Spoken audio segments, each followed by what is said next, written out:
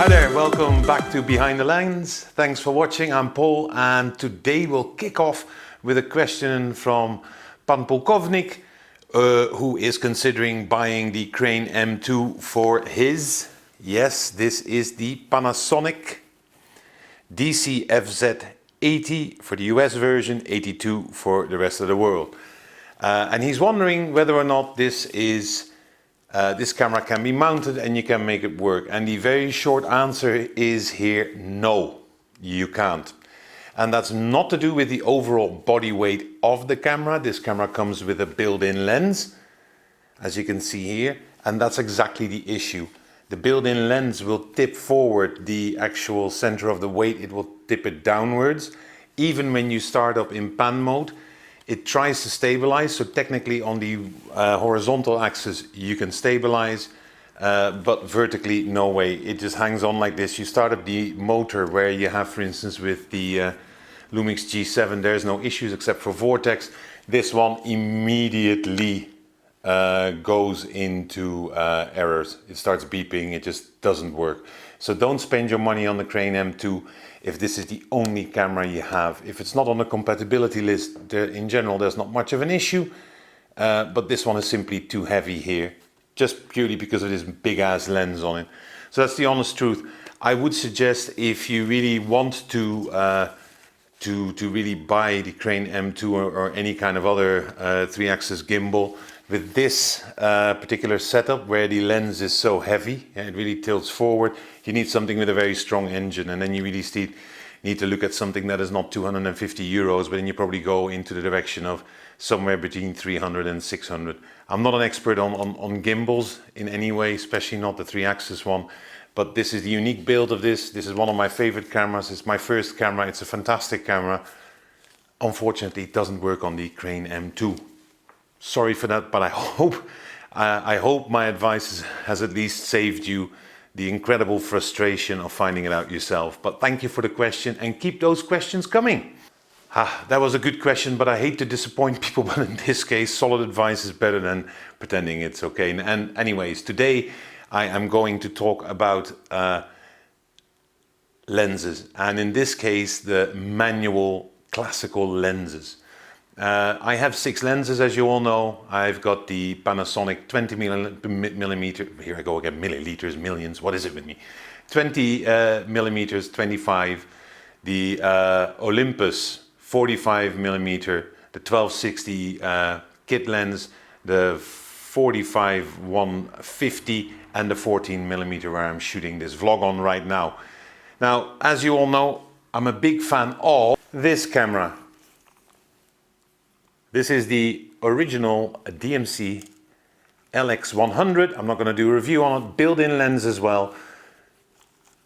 Digital camera, analog controls like you have on a Fuji. And this is probably one of my favorite cameras. But I would also like to have that feeling because it's all manual and I like slipping and sliding and stuff.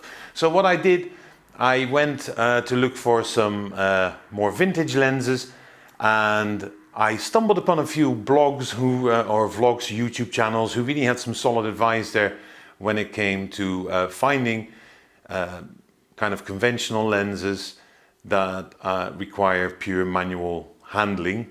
And I have bought the, wait, and what have I bought? The Meike 50mm f2 multi-coated lens. And this is not a big gamble. It's only 70 euros in Europe. I guess in America, in the US, you can get it even cheaper, probably for $50, $60. But this lens I was really looking forward to. And one of the great things is it's fully manual, and I love that. Yeah, so in this review, it's going to be 3 parts, not 4, 3. First of all, I've done some photography with it. So how does this lens perform? I've tried to record my vlog, so is it suitable for this kind of vlogging where you're really facing to the camera, and how does it work from a cinematic point of view. And I have to be honest, for the cinematic point of view, I think I'm the worst cinematic filmer out there. Anyways, don't let that discourage you. So now we go to part 1, photography. So here is the lens. Now have I got a good? Yeah. Here is the lens, and this is the Meike 50mm with an f-stop of 2, and it goes all the way down to 11. As you can see here, this is the manual focus ring. Yeah. And this is a bit cumbersome here. That's one of the points of criticism. The aperture control is really low here. So once you start fiddling with it, you have to get used to it. It isn't so smooth as for instance the focus is, but as you can see here, now it's wide open, now it's closed, wide open, closed. I feel a bit like Homer Simpson now. He used to do this. I've taken a limited amount of stills with it just to see what this lens does, and I have to be honest, I love using this one. I have the 45mm Olympus lens, which is great as well, but this one I kind of like, you know, it's all manual. But once you've got this mounted on though, make sure, and this is also for video purposes, make sure you go into your settings on your Micro Four Thirds and go shooting without lens. You have to put that on, otherwise it's completely useless. Yeah, so put that on, and afterwards don't forget to put it back, because otherwise you think your other lenses might be broken. Now I have a few examples of some of the stills here.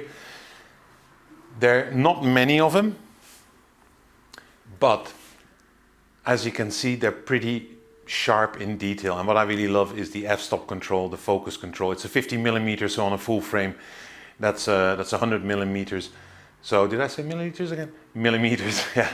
So that is actually pretty cool. Now, for this one, I would say photography, buy. No question about it. By the way, I'm not affiliated anyway. I bought this myself. The second part is for vlogging. And with vlogging, I mean on your YouTube channel, like I'm standing now with the 14mm here. Can you do this with the 50mm? Well, yes, you can. You can. But there are a few things you need to keep into account. First of all, it's manual focus, so you really have to focus somewhere on the area where your head is, and you know, once you've got that done, it's okay. The great thing is there's no focus hunting, so that's a big benefit. Yeah. The second part is that you have to put your camera miles away. I have the Boya M1, what is it? Microphone here.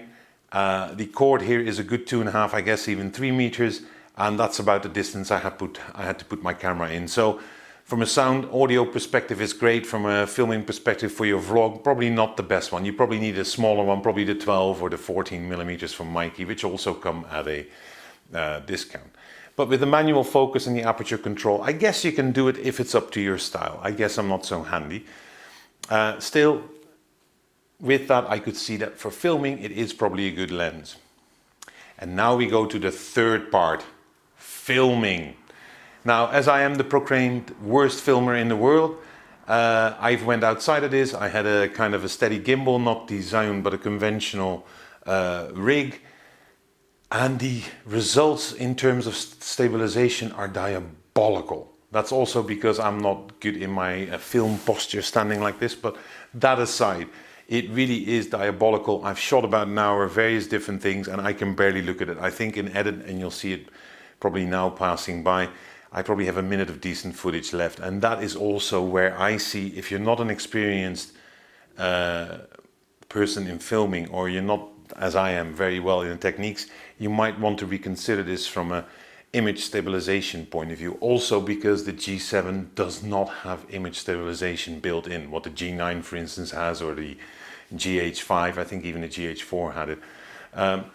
But with that, you need to keep that into account. From an image quality point of view, I would say this is a very good lens for filming. If it's good for photography, it's good for filming, right? And that's also what I saw. The one thing is, because it is manual, you really need to do a lot of thinking on how you position your camera, and to what extent you let it focus, and of course the aperture. Are you low light? Are you middle of daylight? Are you shooting against the sun?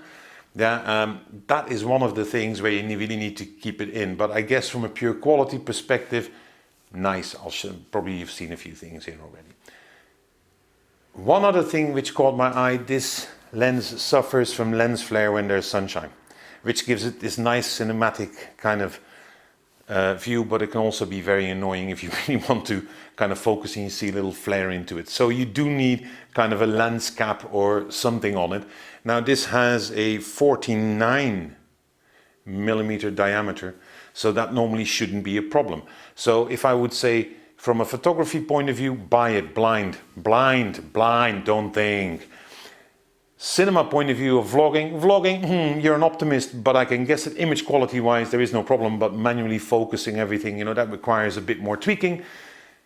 From really filming B-roll and all those kind of things, maybe interview, whatever, you know, street things, yeah, then it really becomes about the stabilization, and my technique apparently is not so good, which is also quite logical because I'm only doing this for 4 weeks, the filming part. That doesn't mean that this lens you shouldn't buy. I would say for all threes it's a buy as long as you know where the limitations are. Yeah, for the lens flare you can mount some kind of hood or cap on it and it's no problem. So with that we come to the end of this particular episode. I hope you enjoyed it. Let me know if you have any questions, because I really enjoy the questions because they also make me think a bit more about some of the things that I'm doing. And subscribe if you want to follow me. So thanks very much and hope to see you next time again. Bye.